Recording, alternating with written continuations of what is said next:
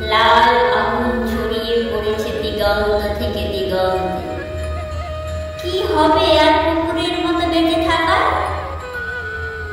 কতদিন দুষ্ট থাকবে আর অপরের ফেলে দেওয়া উচ্ছিষ্ট হাড়ে? মনের কথা ব্যক্ত করবে ক্ষীণ অস্পষ্ট কেউ কেউ শব্দে। ক্ষুধিত পেটে ঢুকে ঢুকে চলবে কতদিন? ঝুলে পড়া তোমার জীব শ্বাসে প্রশ্বাসে ক্লান্তি টেনে কাঁপতে থাকবে কতকাল?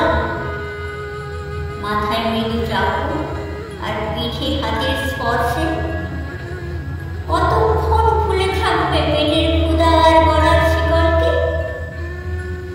কতক্ষণ নাড়তে থাকবে লেজ? তার চেয়ে পৌষমানাকে অস্বীকার করো, অস্বীকার করো বর্ষতাকে। চলো শুকনো হাড়ের বদলে সন্ধান করি তাজা রক্তে। তৈরি হোক লাল আগুনে ঝলসানো আমাদের খাদ্য। শিকলের দাগ ঢেকে দিয়ে গজিয়ে উঠুক সিংহের কেশর প্রত্যেকের ঘাড়ে।